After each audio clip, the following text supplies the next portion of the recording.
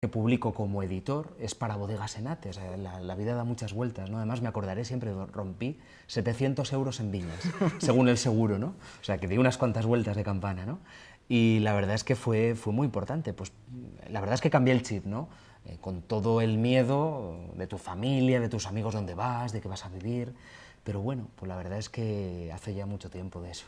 Yo creo que es una decisión muy valiente, además es que yo creo que, no sé, ¿qué viste, qué deseaste? ¿Ser un bohemio? ¿Tenías espíritu de bohemio un poco...? No, no, no, yo siempre he tenido los pies en el suelo, ¿eh? ¿Sí? O sea, quiero decir, la bohemia no va conmigo. De hecho, ahora mismo la bohemia se ha convertido en volver de Madrid o Barcelona de una presentación cantando para no dormirme, ¿no? Eso significa la bohemia, ¿no? Es puro trabajo, ¿no? No hay absolutamente nada más de lo que podemos pensar en ese concepto de bohemia, ¿no? No, la verdad es que me considero muy trabajador y la verdad es que lo comentábamos antes, ¿no? Fuera de cámara, ¿no? Creo que cuando te vuelcas tanto en algo, cuando te obsesiona algo tanto, eres capaz de sacarlo adelante aquí en la Antártida, ¿no? ¿Necesitas la soledad para crear? Sí, lo que pasa es que cada vez es más complicado encontrarla. Por ejemplo, la editorial ha crecido mucho, ¿no? Como comentabas antes, empezamos 3, pero muy pronto nos quedamos 2 personas.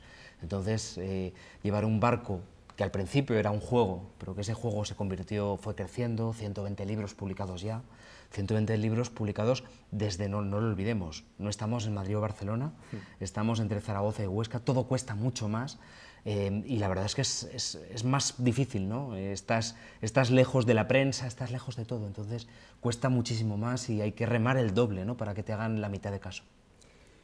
Decías que eso, que dejaste todo y empezaste a vivir de la literatura. Además, dijiste, me propongo vivir a base de ganar concursos literarios. Sí, porque en ¿Cómo se hace eso, Óscar? De verdad, se puede de repente decir, no, voy a crear, este relato va a ser para ganar este concurso literario. Pero ya verás, es que no iba por allí la cosa. Yo estudié, pues la verdad es que en Norteamérica es fácil vivir de los cuentos, por ejemplo, ¿no? Hay muchas revistas que te pagan. En estos momentos creo que ya no paga ninguna. Hasta hace poco pagaba Turia exclusivamente, de toda España, y paga poquito, pagaba 150 euros, se puede decir, ¿no? Pero vamos, que dentro de lo que cabe, ¿no? Porque vamos, Sí. con lo que pagan aquí... Eso es, pero tú estudias los diarios de autores clásicos y autores de los 80, o sea, quiero decir, prácticamente todo el siglo XX, y ves que la gente vivía de un cuento 3 meses. Y a mí aquello me fascinó. Dije, fíjate, con un cuento de 10 páginas conseguían vivir 3 meses, ¿no? Y autores no tan importantes, ¿no? Entonces, claro, lo único parecido que teníamos aquí eran los concursos literarios, que llegó a haber 9000. Entonces yo como francotirador literario, pues me propuse, pero yo siempre escribía la historia que me apetecía contar y luego le buscaba el sitio, ¿no? Pero no a la inversa. O sea, nunca he podido presentarme a un concurso que hubiese que ambientar una historia en el mar, porque inmediatamente me salía a escribir sobre la montaña, ¿no? O sea, quiero decir que no sé... Tengo que escribir en libertad, ¿no? En cautividad no me sale nada. Si me obligan, adaptas la obra luego a... Eso es. Entonces, la verdad es que con ese método he conocido gente muy curiosa, ¿no? Me viene a la mente, por ejemplo, Félix J. Palma, que es una persona que terminó publicidad y nunca ha trabajado, exclusivamente ha vivido de los premios desde entonces, desde Sanlúcar de Barrameda, y bueno, pues la verdad es que pegó pues un pelotazo, que se suele llamar, ¿no? Ganó el Ateneo de Sevilla, y bueno, pues la verdad es que han comprado su novela Hollywood, se ha publicado en 30 países, han pasado muchas cosas con el mapa del tiempo, con una trilogía, ¿no? Lo último que me han contado es que Ed Norton está a punto de comprar la trilogía para llevarla al cine, ¿no? O sea, esa es la dimensión, ¿no? Pues este chico no ha tenido un trabajo convencional nunca, exclusivamente ha vivido de los premios literarios. Entonces hay más vidas de las que nos cuentan, ¿no? Pasa que a veces, pues bueno, hay que probarlo, hay que tener siempre los pies en el suelo y hay que intentar crecer, si no... ¿Hay que disparar a los pequeños o a los grandes? Porque dice algún amigo nuestro que, ¿Sí? ¿no? que los grandes están un poco vendidos, ¿no? Sí, la verdad es que sí, o sea, no hay que ser inocente, ¿no?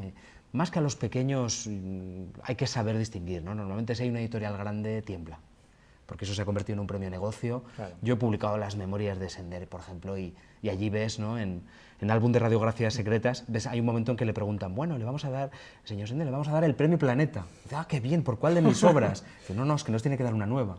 Dice, y saqué el manuscrito que nunca quería publicar y se lo di a Planeta. Y se lo tragó. Y se lo tragó y le dieron el premio Planeta. O sea, quiero decir que no hay que ser inocente, ¿no? Hay determinados premios que son premios negocio y como tal hay que verlos, ¿no? ¿Esclavizan también? Hombre, sí, es un peligro, sobre todo cuando exclusivamente estás viviendo de los premios, corres un riesgo, ¿no? Escribir solo para jurados. Y si escribes para jurados, no creces. Y si no creces, te estancas. Y si te estancas, pues ha perdido la gracia, ¿no? Aquella magia que tenías, ¿no? Que era intentar vivir de lo que te apetecía, ¿no? Y ya no haces lo que te apetece, sino que haces lo que quieren oír. Me hace gracia porque tengo una frase que has dicho tú por ahí, o que dicen que es tuya, ¿no? O que te ha gustado leerla por ahí, que es: me gusta la literatura, pero no los literatos. A uno le puede gustar el jamón, pero no tratar con cerdos. Por eso no escribe para los cerdos que habitan los jurados de concursos literarios, ni para los escritores frustrados que consiguieron la plaza en la universidad. Sin embargo, luego formas parte de muchos jurados tú, ¿no? Bueno, con el y tiempo... te presentas a los premios. Ya no me presento a tantos, la verdad es que fui francotirador y durante, yo creo que 6 años, viví exclusivamente de los premios. Gané más de 200, o sea, quiero decir que fallé muchísimos, como por te eso puedes ni los imaginar. hemos enumerado aquí, porque es imposible. Pero es curioso porque voy conduciendo por España y solo a vista de pájaro, ¿no? sé decir si ese pueblo tiene premio literario o no. O sea, de verdad, ¿eh? O sea, inmediatamente lo recuerdo, no recuerdo la dotación, no recuerdo si me presenté, pero recuerdo si tiene o no obtiene, ¿no? Entonces, puntualmente, claro, pues con eso pagaba facturas, pero también era muy esclavo, ¿no? Tenía que ganar X números al año para poder vivir de esto. Y bueno, pues la verdad es que con disciplina y tal lo conseguía. O sea, quiero decir, ya te digo, 6 años tranquilamente estuve viviendo de eso. Luego me di cuenta que esto no llevaba tampoco a ninguna parte, se cruzó la editorial. La editorial empezó a requerir mucho tiempo porque es un negocio como cualquier otro, ¿no? Y bueno, pues te tienes que dejar la piel y dejarte la piel, no puedes estar en los dos sitios, ¿no? Entonces ya lo de escribir casi bueno, pues es robarle tiempo a la editorial, ¿no? Para escribir puntualmente, ¿no? Sí, además has dejado... Hay una amiga que ahora es común, pero bueno, ¿Sí? es que es amiga tuya sobre todo, Ajá. que tiene un programa de radio, ¿Sí? que se hace llamar La Perra de Pavlov, ¿Sí? que me ha dicho: oye, que vas a entrevistar a Óscar, pues pregúntale, dile por qué. Ahora es que te has dedicado eso, a promocionar a otros autores, y ya te has dejado de lado tú, ¿no? Un poco sí, sobre todo, claro, es que los 4 primeros años fue un juego la editorial. Los 4 siguientes fue un desafío, ¿no? Soy capaz, en los tiempos, en plena crisis, porque nacimos en plena crisis, ¿no? Soy capaz de reflotar una editorial desde provincias. Entonces ese era un poco el desafío, ¿no? Entonces la verdad es que los 2 últimos hemos incrementado muchísimo el trabajo, pero también hemos incrementado los resultados, ¿no? Seguimos publicando un libro al mes, y ese libro al mes, quiero decir, ya sabemos cómo hacer para que ese libro funcione, ¿no? Y le llegue a la gente, y bueno, pues, ¿qué es un éxito? Pues depende del libro, ¿no? Hay libros que un éxito es cubrir, y hay otros que es ganar un poquito, y hay otros que es, bueno, pues hacer varias ediciones. Sin subvenciones ni nada. Hombre, puntualmente ¿Alguna? hemos pedido Pequeña. alguna, o sea, quiero decir, puntualmente, quiero decir, en plena crisis hay que Sí, sí. agarrarse a todo, lo que ¿no? se pueda. No, desde luego. Y, por ejemplo, otra de las cosas que hemos hecho, y somos muy conocidos en España, son las ferias. Nos hemos inventado ferias del libro. Hemos llegado a hacer 24 ferias al año. O sea, prácticamente hemos vivido en la carretera. En todas. Y hemos hecho en el mismo año, pues, Buenos Aires, Bogotá y Guadalajara, México, por ejemplo, ¿no? Y de hecho, en Latinoamérica, en Bogotá, por ejemplo, somos conocidos. Y bueno, publicamos 3 libros al año, aparte, solo para el mercado colombiano. ¿Es buen mercado todavía Hispanoamérica? Sí, la verdad es que ¿Hay sí. mejores lectores que en España? Mira, un Porque aquí se ejemplo. publica mucho, se edita mucho, pero luego que Claro. se lea Belén Esteban, ¿no? Sí, un ejemplo, Raúl. La Feria del Libro de Bogotá, para entrar en esa feria hay que pagar 2,5 euros, el equivalente a 2,5 euros. Traslademos esa información a España. ¿Qué pasaría si en una feria del libro pusimos que la entrada vale 2,5 euros? Sí, vamos. Para allá es un menú del día. O sea, con Sí, eso allí, comes. claro. Comprar un libro europeo para ellos es 5 menús del día. Y sin embargo, 1 de cada 3 que vienen a tu stand te compran. Es fantástico. O sea, es hambre de cultura. Y hay días determinados que los guardias de seguridad no admiten más gente en la feria. O sea, esto ya no lo hemos visto aquí. Esto es de otra época. Eso me Entonces, parece que no lo hemos visto nunca. están en un momento cultural que es maravilloso. Y durará lo que dure, por supuesto, ¿no? Pero ahora mismo es fantástico. Es fantástico. Es una sensación muy bonita y te sientes que estás en el lugar que quieres estar. Menos mal que los tenemos a ellos para mantener el idioma, ¿no? También. Eso es, también. Además, el colombiano me parece que es un castellano muy dulce, ¿no? Un Sí. español muy dulce, y, no sé, a mí me interesa. México también, con sus problemas, por una población distinta. Argentina está más revuelto, que han sido los 3 países que hemos intentado publicando allí y, bueno, pues sacando libros exclusivamente para ese país, ¿no? Que habéis intentado, ¿no? Que habéis conquistado. Bueno, conquistado no, pero quiero decir, pues entre todo, pues hemos sumado y hemos resistido y hemos reflotado y estamos en un buen momento editorial, ¿no? Decías que el fanzine de los 90 que era un poco como el Facebook de hoy en día, ¿no? ¿Tú crees que las redes sociales nos deshumanizan o que realmente lo que hacen es que conectan, hacen una maraña neuronal ahí y que todos estamos ahí de alguna forma interconectados positivamente? Ha cambiado, ¿no? El mundo cambia muy rápido, ¿no? Hay un momento, hay una frase que a mí me fascina y es que un padre dentro de nada, prácticamente ya, ¿no? Ya no le puede enseñar a un hijo un oficio, porque prácticamente, seguramente ese oficio ya no existirá cuando sea mayor, ¿no? Solo hay que pensar un título de ingeniero informático ya maneja lenguajes obsoletos una vez que consigue el título, ¿no? Entonces vivimos en este mundo y desgraciadamente es el que tenemos, ¿no? Entonces hay que adaptarse, ¿no? Entonces las redes sociales yo creo que son útiles. No hay que renegar de ellas, pero tampoco hay que tenerlas como él, ¿no? Quiero decir, un amigo de Facebook no es lo mismo que un amigo real, ni mucho menos, ¿no? Ni mucho menos.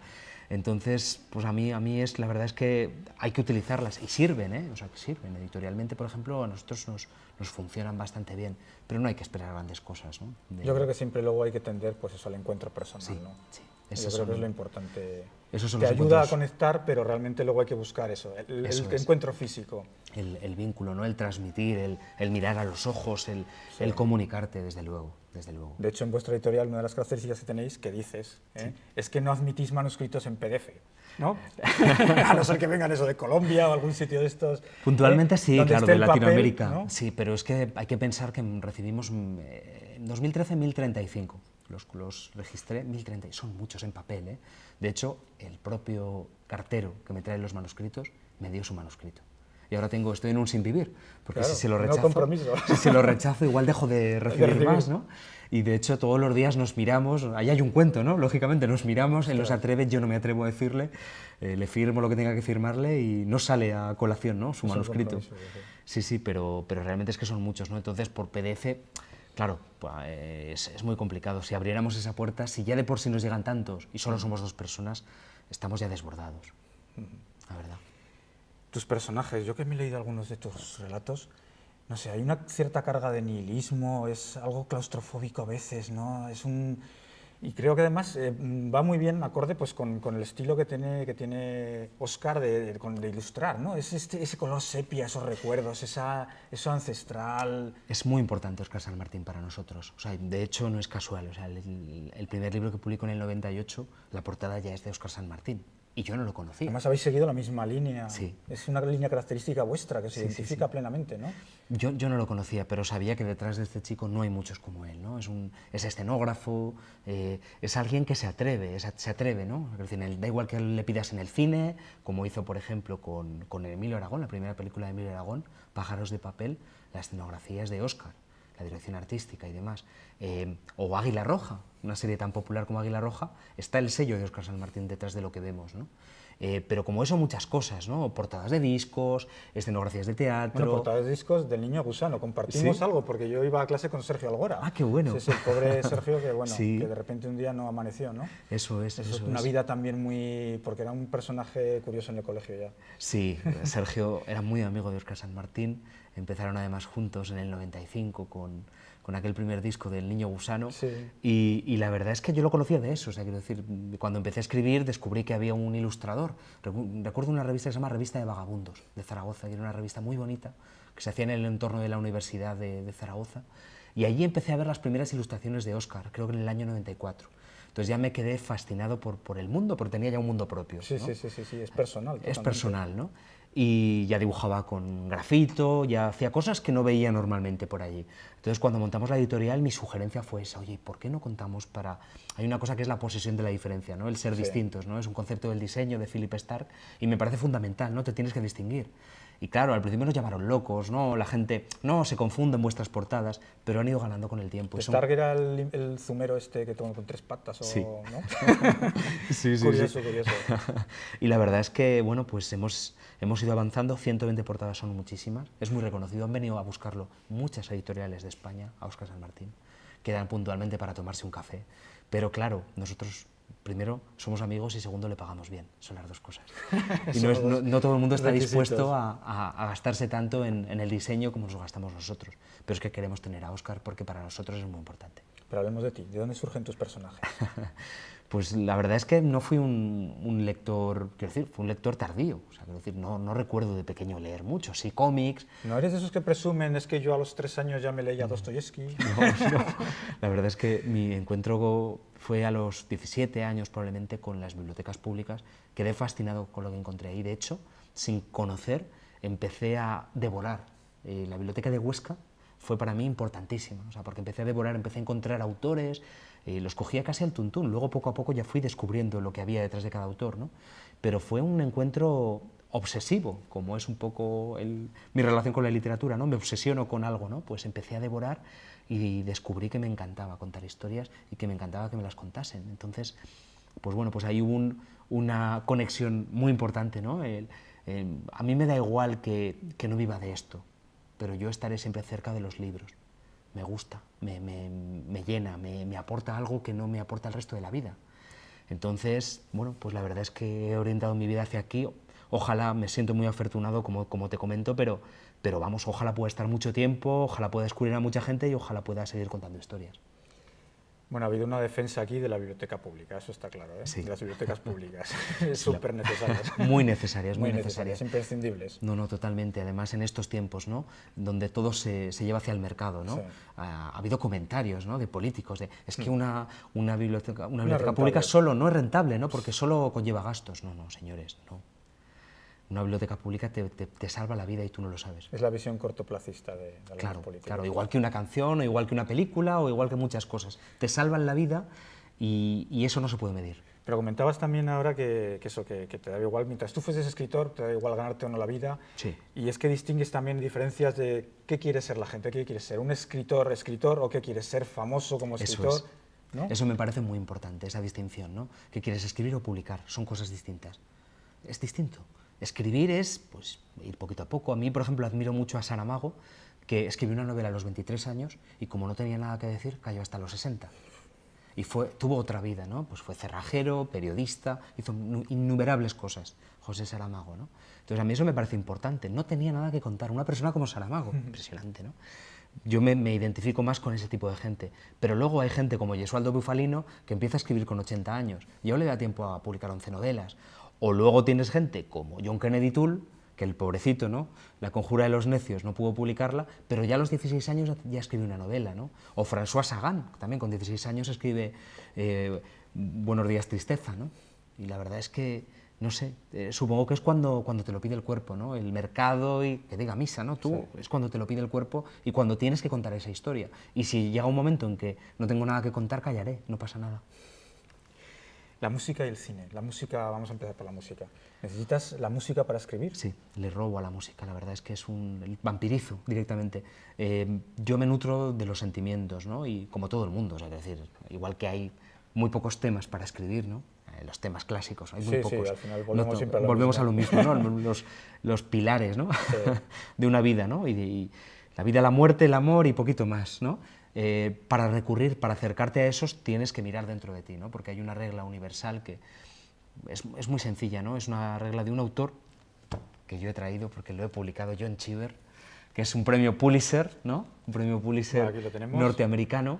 Yo me siento muy orgulloso de tenerlo en el catálogo. Aquí lo vemos. John Cheever decía que para escribir hay un canon muy sencillito y es, primero, tienes que poner algo personal. Es fundamental. Luego tienes que tener cierta tensión narrativa y luego de alguna forma tienes que engarzar párrafos, ¿no? Pues para darle ese ritmo, ¿no? Con esas tres cosas te aproximas, ¿no? Tomen nota porque además es maestro en talleres de creación literaria. Totalmente. Y bueno, pues está dándonos ahora mismo unas pinceladas. Son interesantes, además él hacía un ejercicio casi de teatro, ¿no? ¿Cómo conseguir la intensidad para el cuento? Dice, tú estás en un edificio en llamas, las llamas van subiendo. Tarde o temprano te vas a quemar, no tienes salvación. Y tienes ahí un folio, tienes que darlo todo. Entonces, en ese volcarte, ahí está la intensidad, ¿no? ¿Cómo llegas a esa intensidad a veces? Con la música, ¿no? Hay una canción que despierta en ti algo, ¿no? Que te acerca a ese momento puntual que viviste y te aproximaste a ese sentimiento. Si consigues llegar allí, has avanzado mucho y tu personaje, ¿no? El reflejo de ti, ¿no? En ese momento, cuando decíamos, ¿no? Si tienes que poner algo personal, parte de ese, entrégaselo a ese personaje, ¿no? Pues ya lo tienes, ¿no? Gracias a la música. Entonces yo, la verdad es que hay muchas formas, ¿no?, de llegar a eso. Cada uno tiene, quiero decir, la mía es esa, la mía es robárselo a la música. El cine es parecido, el cine lo descubrí en un momento de mi vida pues convulso, ¿no?, como es la adolescencia. Empecé a visionar, bueno, me convertí en un pequeño cinéfilo. La grandeza, por ejemplo, del videoclub, ¿no?, fue que tú podías ya tratar de tú a tú, ¿no?, a un crítico de Cahiers du Cinema, ¿no? Esa es la grandeza, ¿no? Antes no tenía todo el mundo acceso, pero cuando llega el videoclub tú puedes tener acceso a todo el cine, a todas las palmas de oro. Claro. Entonces, claro, de repente te conviertes en, bueno, pues te vas haciendo en un pequeño maestro de tu propia, de tus propios descubrimientos, ¿no? Entonces a mí fue muy importante, ¿no? Y sé que a comienzos de los 90 hubo un momento espectacular para mí, todas las películas que hacían muchas películas buenas, y la verdad es que, bueno, pues es un momento que a mí fue muy importante, ¿no? Yo leyendo tus relatos, la verdad es que me imagino como si realmente fueran previamente una pequeña película, y como si tuvieses tú la película montada en tu cabeza y luego la plasmases al papel. O sea, es que da la impresión eso de que lo que estás es escribiendo una película que estás viendo, ¿no? Pues muchas gracias, Raúl. La verdad es que es posible que la monte primero en mi cabeza, ¿no? Supongo como haremos todos, ¿no? Yo lo que hago es le doy la vuelta a algo que decía Hemingway, ¿no? Hemingway decía, escribe la historia y luego pon las buenas frases. Yo hago a la inversa. Yo escribo una vez que tengo la historia, una vez que la atrapo, una vez que la habito, porque una de las cosas es, yo tengo dos cosas, es la obsesión y la habitación. Primero te obsesionas con un tema y con una historia, una vez que la atrapas, la habitas. A eso le llamo habitación, habitar, ¿no?, la historia. Entonces, una vez que tengo eso, escribo las frases que van a llamarle la atención al lector. Esas frases que apuntas en la libreta, ¿vale? Esas frases Sí, que las se libretas pegan, que ¿no? siempre llevamos. Eso es, el arma, hay que ir siempre armado, Sí. ¿no? Pues la verdad es que ese es un pequeño truco, pero es un truco personal, ¿eh? O sea, cada uno puede tener el suyo, ¿no? A mí me funciona, escribo esas frases buenas primero y luego lo completo, y luego hago el armazón del cuento, ¿no?, normalmente. Así lo he ido desarrollando, ¿no?, con esa disciplina que me dieron los concursos, porque la verdad es que sí que había una fecha clave, o sea, había también un número de páginas que había Sí. que cumplir, ¿no? Más que la temática, como te digo, yo no sé, porque no sé escribir en cautividad, sí que era esa disciplina de, uy, tengo que hacerlo para el 17, si no ya no entro. Entonces, bueno, pues ese es un poquito mi librillo, ¿no? Has pululado por numerosas editoriales, tus obras están en infinidad de ellas. ¿Cómo tratan las editoriales al autor? A ver, Porque yo creo que eso también te impulsó a crear tu propia editorial, ¿no? poco a poco, una de las cosas que aprendí es que la humildad era muy importante, ¿vale? O sea, quiero decir, Hablas mucho del ego, ¿no? es que el ego no... He Y visto que lo mucha habéis gente- trabajado mucho tú y Mario. Sí, y, sí. Mario de los Santos es una persona de la que he aprendido mucho. Es una persona muy brillante, es una persona que era capaz de, mientras hacía el doctorado, sacarse el título de capitán de barco, escribir una novela, hacer aikido, y lo he visto hacer muchas cosas así, ¿no?, a Mario. Entonces me parece una persona muy brillante, con una cabeza descomunal, ¿no? Pero sin embargo es una persona muy humilde. Entonces a mí me interesa ese tipo de gente, ¿no? Esa gente de la que puedes hablar desde un plano muy cercano, y luego crecer juntos, ¿no? Con Mario lo hemos hecho así, tanto a nivel editorial, e incluso escribimos juntos, como Sí, tú sí. sabes, ¿no? Que también me han preguntado, precisamente la misma persona de antes, que cuándo la siguiente de Gálvaro Cabana. Pues la siguiente está escrita, lo que pasa que este verano intentaremos redondearla. Ahora en julio nos lo vamos... la verdad es que hemos disfrutado mucho en esa colaboración, porque fue un juego. Un juego, pero vamos, que encima ganasteis premios. O sea La que verdad es que lo mandamos a un sitio, lo mandamos al Ciudad de Getafe y ganamos. un buen premio. Un buen premio. Sí, fue sorprendente, porque además, no, quiero decir, como juego, o sea, hubo un año que hicimos muchas ferias, en esas ferias empezamos a poner en común unos personajes que habían salido de un cuento que previamente yo había escrito, un cuento de 30 a 35 páginas. Entonces Mario, que como te digo, tiene la cabeza muy bien amueblada, y para colmo escribe con una tabla de Excel como buen químico, pues la verdad es que es sorprendente su método, ¿no? Pero yo he aprendido mucho de él. Él sabe abrir ventanas y puertas, ¿no?, en una historia, y es un gran arquitecto, ¿no? Entonces de él he aprendido muchísimo. Mi medida natural es el cuento, pues es donde me siento a gusto y donde sé que puedo conseguir esa intensidad que normalmente no encuentro en la novela, pero trabajar con Mario me lo he pasado bien, no he sufrido, yo sufro mucho escribiendo, y con Mario no he sufrido, entonces ¿cómo no íbamos a hacer la siguiente, ¿no? Entonces sí que la hemos escrito, Bueno, este verano la terminaremos y la mandaremos a algún concurso, supongo, o la mandaremos a alguna editorial, ya veremos. ¿Algún buen premio otra vez de novela negra? Bueno, no lo sé. A lo mejor no ganamos, o a lo mejor, quiero decir, o sea, es que esto es muy difícil. Hay que reconocer que hay un punto de suerte en este mundo, ¿no? Si no, sería absurdo. ¿Sabes? Y pensar que ya lo que he escrito ya merece, pues a lo mejor no merece publicarse, ni premiarse, ni bueno, habrá que probarlo. Bueno, Tropo. ¿Por qué Tropo? Pues es curioso, el mundo de los nombres, porque nos íbamos a llamar Malatesta, Malatesta Ediciones. Era un nombre bonito, sugerente. Sí, sí, sí. Por un lado, Potente. Malacabeza, ¿no? En italiano. Por otro, incluso había un Enrico Malatesta, ¿no? ¿Un condottiero? Era un anarquista que luchó en la anarquista Guerra Civil. Y luego también incluso es un personaje de Pérez Reverte, por qué no decirlo, ¿no? También Malatesta. Entonces nos gustaba, sonaba bien, lo decidimos muy democráticamente, las 3 personas que estábamos allí, sugerimos varios nombres, pero, amigo, lo mandamos a registrar porque es una de las cosas que a todo el mundo animo, hay que registrar. Ha habido malas experiencias, recordaré siempre la de Zócalo Editores. ¿Qué les pasó? Pues les llegó un burofax, bueno, pues una distribuidora de Granada tenía registrado el nombre y como distribuidora tenía también ese epígrafe registrado de editorial y lo había puesto en marcha. Entonces les llegó un abogado, le envió ese burofax instándole a retirar pues una editorial que llevaba ya muchos años, ¿no? Que llevaba probablemente ya 12, 13 años en marcha. Y tuvo que retirar los libros del mercado y cambiar el nombre. Entonces ahora se llama Onagro por eso, Onagro. Esa recomendación la reafirmo yo, o sea, la suscribo totalmente. Yo, de hecho, hasta el nombre de este programa está registrado. Claro. Porque creo que son las cosas más importantes. Porque además luego suele ocurrir que no lo registras y entonces te surgen los problemas. Eso es. Entonces, y son problemas graves, como bien claro, dices. Y es una tontería, son 100 y pico euros realmente. Totalmente. La verdad es que la editorial la montamos 3 personas. Era un abogado, un químico, que los 3 escribíamos, ¿no? Y yo, que ya estaba un poco introducido en el mundo de la literatura, ya había colaborado con distintas editoriales de Barcelona. Tú ya tenías tablas en ello. Sí. Pero tampoco muchas, o sea, que había colaborado, había llevado alguna colección, pero quiero decir, no conocía en profundidad, pues ni aún lo conozco, vamos, o sea, lo vas aprendiendo cada año, ¿no? A base de golpes, no, es el mejor máster, ¿no? El de los golpes, Sí. el de equivocarte, ¿no? Entonces, la verdad es que el poner Tropo fue casual, porque enviamos a registrar y todo estaba registrado, y nos asustamos. Entonces nos dijeron, no, es que no solo abarca editoriales, abarca todo el mundo del papel, las papelerías, todo lo que tenga que ver, es un epígrafe muy amplio, entonces ahí estaba todo registrado, entonces estábamos muy asustados, llegamos a buscar, y esto me sorprende, ¿no?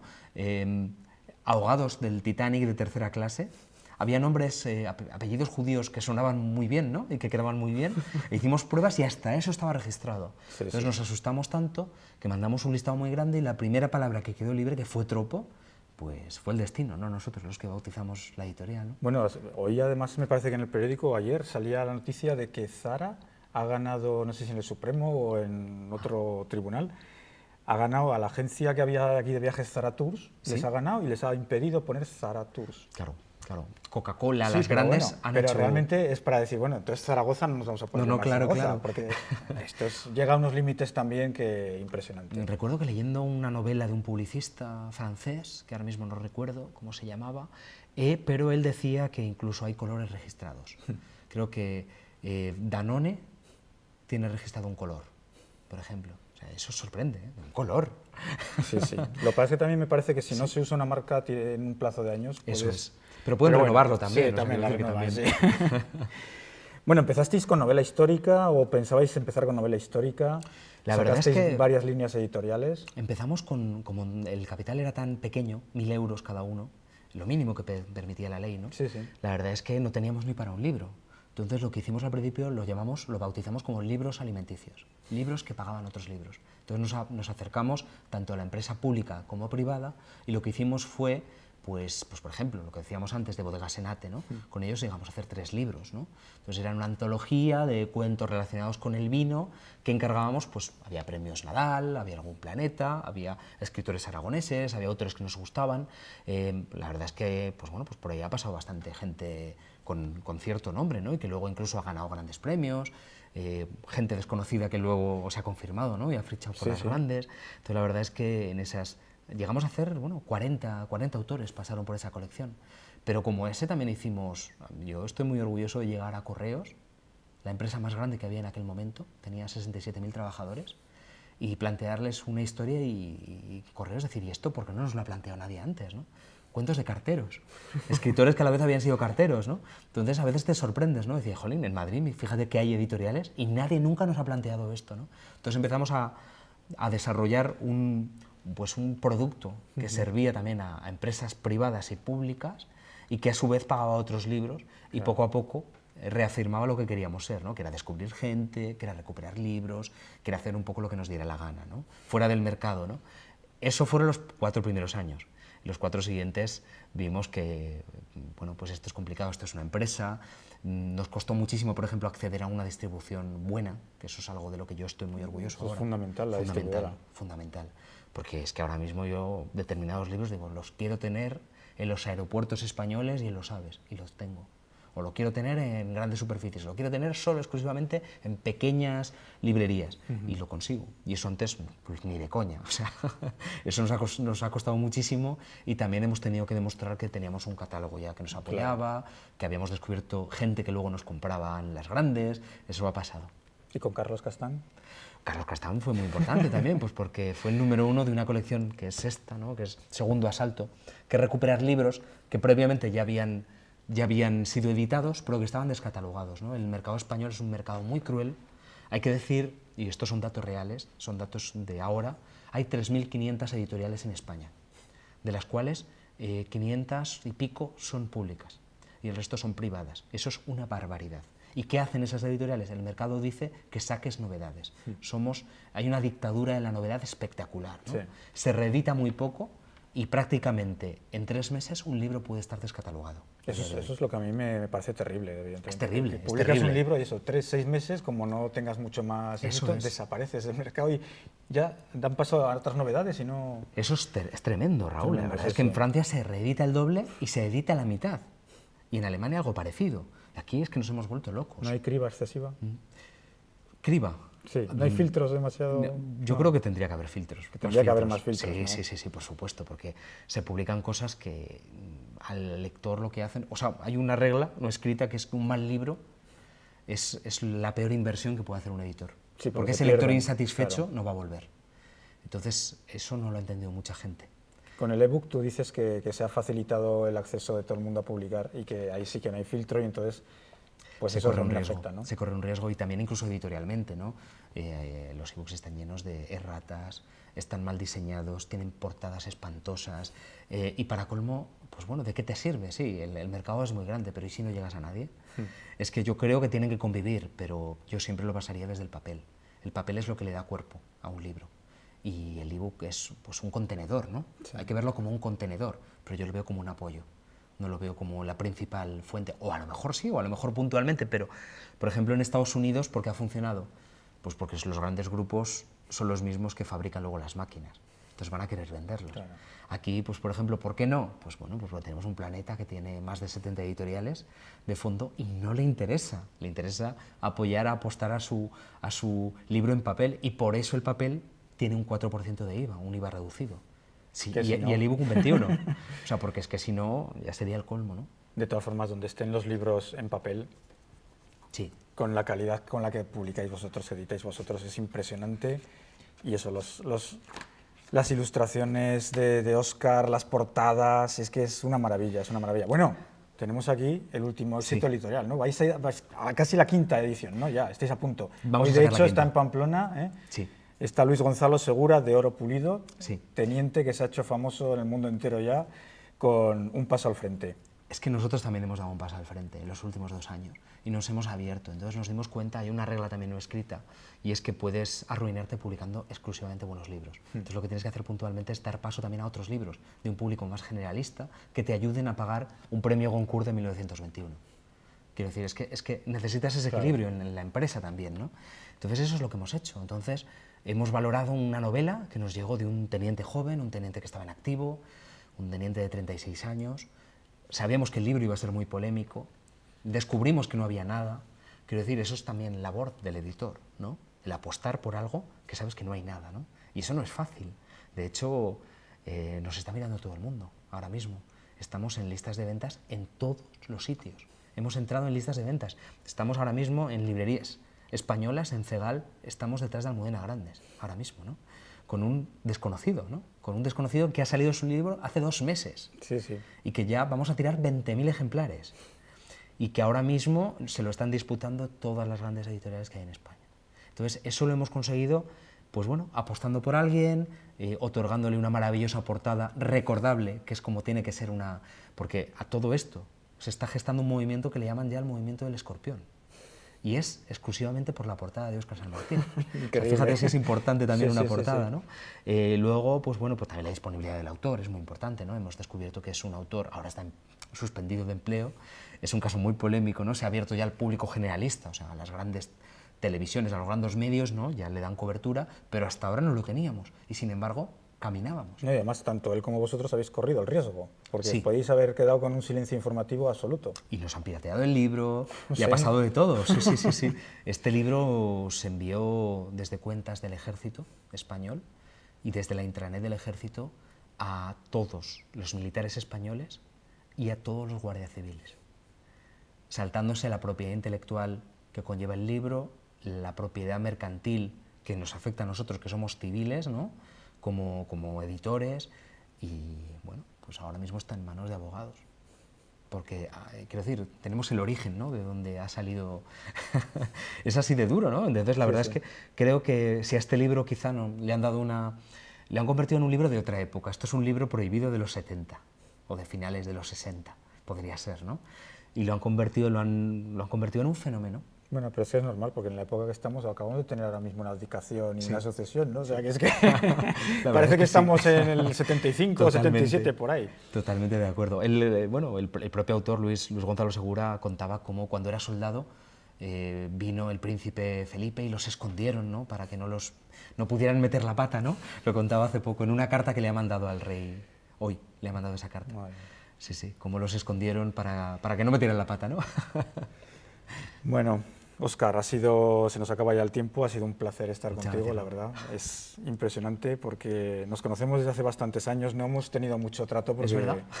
porque por eso estamos con las condiciones que tenemos cada uno, ¿no? Personales. Claro, eso es. Pero bueno, mi admiración siempre la has tenido, eso está clarísimo. Muchas gracias, Una Raúl. persona que teniendo todo el triunfo en su mano como escritor, se atreve a dar el paso a empresario, a editor, que es, vamos, como casi renunciar a una gran parte de sí mismo, ¿no? Sí, no, la verdad es que no te queda otra. También para apoyar a otros te tienes que volcar al 100%, ¿no? Y tienes que cargarte la mochila y salir a acompañarles, no Pues darles la mano. Empieza a descargarla un poco y empieza otra vez a deleitarnos con tus relatos que son muy, Muchas muy gracias, Raúl. interesantes. de Ahora verdad. toca. Ahora en julio es mi mes. Vamos a terminar, como siempre, con una pequeña lectura. En este caso viene muy al caso del día de hoy. Es una obra que no es novedosa, El caminante y su sombra, de Friedrich Nietzsche, y un pequeño párrafo que, bueno, que yo me he dado cuenta de que tiene ahora mucho sentido, ¿no? Origen de los privilegios. Los privilegios se remontan por lo general a un uso, y el uso a un convenio establecido momentáneamente. A veces ocurre que se está satisfecho de los resultados de un convenio y que por pereza no se renueva formalmente el mismo. Se sigue, de este modo, viviendo como si se hubiera renovado el convenio. Y paulatinamente, cuando el olvido ha encubierto el origen, se cree estar en posesión de un edificio sagrado e invulnerable, sobre el que cada generación sigue construyendo forzosamente. El uso se ha convertido entonces en una coacción, aunque ya no exista en él la utilidad que motivó el primitivo contrato cuando se estableció. Los débiles han encontrado siempre aquí una sólida muralla, tienden a que la convención sea eterna, una vez aceptada la gracia que se les ha hecho. Cada uno que interprete por dónde van los tiros. Muchas gracias, queridos amigos telespectadores. La semana que viene tendremos con nosotros a un gran escritor, también aragonés, David Lozano Barbala. Espero que estén con nosotros y nos acompañen. Muchas gracias y hasta el próximo día.